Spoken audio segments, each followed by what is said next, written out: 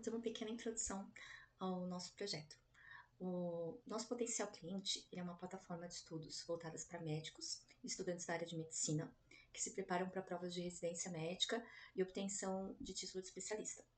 E aí foi identificado que esses alunos dessa plataforma, que já é existente de cursos, eles têm uma dificuldade para conseguir organizar os conteúdos na plataforma. Então, nós, né, lá desde o início, desde a primeira fase, utilizando as técnicas lá do Design Thinking, a gente chegou num módulo, né, que seria um módulo, mas ele poderia servir como aplicativo separadamente para qualquer plataforma de estudos, né, que seria um módulo de planejamento de estudos. Então, esse é o nosso projeto que nós estamos desenvolvendo. Para a implementação da segurança no desenvolvimento, nós buscamos cobrir todos os aspectos, todas as fases do ciclo de vida de desenvolvimento de software, integrando ali conceitos de segurança da informação.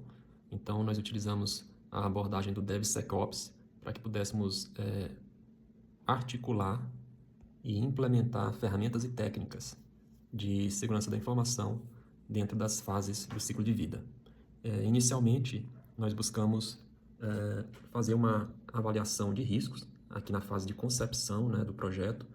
Nós inicialmente identificamos os principais ativos a serem protegidos no nosso sistema. Identificamos, por exemplo, que seria muito interessante uma proteção acentuada na nossa API, uma vez que ela vai servir a mais de um sistema, como mobile e web, e vai estar constantemente exposto. Então, nós decidimos por utilizar um framework de gestão de riscos para fazer uma análise básica ali de riscos e vulnerabilidades e entender formas de poder mitigar esses riscos. E para direcionar esse estudo, nós utilizamos a sugestão que é contida na OWASP Top 10, que traz os principais riscos, né, as principais vulnerabilidades encontradas. Então, a gente criou uma tabela cruzando essas informações, classificando cada tipo de risco e colocando ações de mitigação para que a segurança ela pudesse estar implementada desde o princípio do nosso projeto, né? Fizemos então um levantamento dos ativos críticos, entre eles a API, o banco de dados, materiais educacionais, tokens de autenticação e traçamos a probabilidade, né, de ocorrência desse tipo de risco, bem como o impacto causado no nosso software, na nossa infraestrutura e buscamos então fazer um plano de mitigação. Para as fases de desenvolvimento do sistema propriamente dito, nós buscamos integrar ferramentas do tipo SAST, Static Application Security Testing, para que a gente pudesse automatizar o processo de identificação de vulnerabilidades, análise de código de forma estática e obter um feedback, né, que fosse o mais rápido possível, né, antes mesmo da ferramenta entrar em produção. Então, nós selecionamos algumas ferramentas importantes de acordo com a nossa stack de tecnologias utilizada. Uma delas é o Sonar Lint, que ele pode ser integrado com a IDE do VS Code, ele proporciona ali um feedback rápido, né, durante a codificação, com regras justamente baseadas na OWASP Top 10. Utilizamos também para análise de código de PHP na parte do back-end o PHP Stan, que é focado na análise estática também de código PHP. É uma escolha interessante para o Laravel e permite, né, detectar vulnerabilidades sem a necessidade de executar o código. Utilizamos também outras ferramentas como Laravel Security Checker, CodeKill, bem como o ORUSEC para verificação de vulnerabilidades conhecidas, né, no código PHP, JavaScript e TypeScript, que são tecnologias que nós vamos utilizar tanto para o back-end como para o desenvolvimento do front-end. A utilização dessas ferramentas ela também permite fomentar no nosso time a cultura de segurança da informação, uma vez que os desenvolvedores recebem esses feedbacks e notificações em tempo real e isso permite, né, que eles possam receber uma conscientização contínua a respeito de segurança da informação durante a etapa de desenvolvimento. E para a fase de integração e testes, né, nós fizemos a automação do pipeline, né, de CI/CD, e mais uma vez aqui a ferramenta do ORUSEC, trabalhando para poder trazer, né, uma automação nos pontos principais ali de inflexão do sistema durante os pull requests, durante as builds, né, durante os merges. Então, o ORUSEC ele pode trabalhar ali para poder impedir, né, que qualquer tipo de falha, de vulnerabilidade prossiga para o ambiente produtivo. E, por fim, na fase de implementação e monitoramento, nós optamos por utilizar uma ferramenta CIEM, né, que é uma ferramenta de gerenciamento de informações e eventos de segurança. Então, a ideia é a gente poder monitorar, né, e ter ali um feedback constante em tempo real, né, a respeito de eventos de segurança da informação envolvendo diversas fontes, né, da nossa infraestrutura.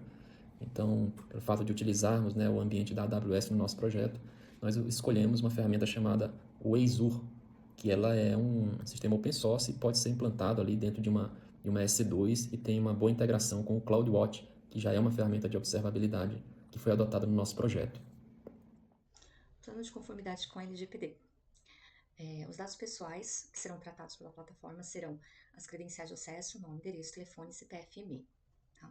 A finalidade, manter o cadastro ativo e possibilitar a inclusão em grupos de comunicação. O tempo de retenção, ele é indeterminado e o titular tem direito a solicitar exclusão ou anonimação observando as bases legais. O compartilhamento de informações pode ser compartilhado com parceiros comerciais exclusivos para a finalidade de oferta de produtos, sempre respeitando as diretrizes legais aplicáveis. O armazenamento é num ambiente seguro e criptografado, com acesso controlado. Tá? Nesse caso, o titular dos dados é o usuário, o aluno da plataforma. O controlador, nesse contexto, é a empresa que administra a plataforma. O operador, parceiro que processa as informações. E o DPO será usado no modelo de DPO as a Service, que é o serviço terceirizado, que trabalha como assegurar a conformidade com a LGPD e também como ponto de contato entre empresa e Autoridade Nacional de Proteção a Dados. Tá? As bases legais para o tratamento de dados na plataforma planejei o consentimento do titular, que o sistema pode coletar alguns dados para personalizar a experiência do usuário, e esses dados são especificamente com o consentimento do usuário, para execução de contrato, né? Então, existem alguns dados que eles são essenciais para cumprir as obrigações contratuais, né? Garantir o funcionamento do sistema. E legítimo interesse, que é o armazenamento das credenciais de acesso e dados para garantir a segurança da plataforma e prevenir fraudes. Então, esses dados, na base legal de legítimo interesse, eles não podem ser anonimizados e nem excluídos. O titular ele tem direito à confirmação da existência de tratamento, ele tem acesso aos dados, acesso à correção dos dados que estiverem incompletos, anonimação, bloqueio ou eliminação, sempre observando as bases legais. A portabilidade dos dados, eliminação dos dados tratados com consentimento, informação sobre compartilhamento, possibilidade de não fornecer consentimento e a revogação do consentimento. E nesses casos ele sempre vai ser informado sobre as consequências de revogar, de excluir qualquer informação. Sobre o levantamento e mapeamento de dados. Toda a identificação e catalogação das informações pessoais que a empresa coleta e como os dados circulam dentro dessa organização. Né? Para esse mapeamento, nós vamos utilizar a ferramenta OneTrust, né? Onde vai ser tratado, vai ser mapeado qual é o dado que está sendo tratado, quem é o titular, a forma como o dado foi coletado, se foi formulário, cadastro, contrato, a finalidade, qual a base legal, armazenamento, tempo de retenção e a política de compartilhamento, que a gente já foi falado, né, anteriormente. Existe um relatório de registro de operações de tratamento que ele pode ser solicitado pela ANPD. Esse relatório ele vai poder ser extraído a partir dessa ferramenta que nós estaremos utilizando para fazer o mapeamento. E sobre políticas internas e contratos, né? Nós temos a política de privacidade, que já foi escrita, tem link no documento. Contratos com terceiros, eles devem incluir cláusulas que garantam a conformidade com a LGPD. Tá? Sobre treinamento e conscientização, garantir que todos os envolvidos no tratamento de dados pessoais sigam as diretrizes da legislação é essencial para a conformidade com a lei. Por isso, serão realizados treinamentos periódicos com todos os envolvidos. Né? Os treinamentos, eles abordam temas como os fundamentos da lei, direitos dos titulares, papéis e responsabilidades, as bases legais para tratamento e as suas aplicações, medidas de segurança e conformidade e as consequências do descumprimento da LGPD. Né? A aplicação dos conhecimentos adquiridos será monitorada também continuamente através de testes de conhecimento, auditorias internas e atualizações periódicas desses treinamentos, acompanhando as novas regulações e melhores práticas do setor. Tá? Sobre o plano de resposta a incidentes. O tratamento dos incidentes, eles seguem essas diretrizes: é classificar o incidente conforme a gravidade e impacto, isolar o problema para evitar que se espalhe, realizar uma análise detalhada para entender a causa dos dados dos afetados, informar a NPD, se necessário, notificar os titulares afetados garantindo transparência, implementar medidas de segurança para evitar recorrências, revisar políticas internas e reforçar treinamentos para os colaboradores, acompanhar os impactos do incidente e realizar auditorias periódicas. Tá? E revisão contínua. A conformidade com a LGPD ela não é um processo estático, é uma prática contínua que existem adaptações e melhorias constantes para assegurar a proteção dos dados pessoais. Então, para garantir isso, precisamos de auditorias internas periódicas, revisão e atualização regular das políticas de privacidade e de contratos com terceiros, as capacitações contínuas, né, que já foi falado dos treinamentos, e o monitoramento das diretrizes da Autoridade Nacional de Proteção de Dados. Olá, meu nome é Everton. Estamos aqui na fase 4 do Tech Challenge. Vou falar um pouquinho sobre observabilidade. Como o nosso sistema foi todo desenhado já pensando na infra da AWS, nós decidimos manter a plataforma de observabilidade AWS CloudWatch. Como nosso sistema já está desenhado para gerar logs para a AWS, a gente decidiu por manter a observabilidade lá também. E como o nosso sistema a gente pretende entrar com uma versão beta com poucos usuários, a gente pode se enquadrar ali no começo no nível gratuito. Isso tem um grande ganho aí, pois no começo a gente pretende não investir nada, né, para começar pelo menos, né, com observabilidade, né, e conforme o sistema for crescendo a gente pode escalar, né, e isso permite muita flexibilidade e esse foi o principal motivo da nossa escolha, né. Como ferramenta nós vamos usar o AWS Metrics, CloudWatch Metrics, o Logs, Dashboards e os Alarms.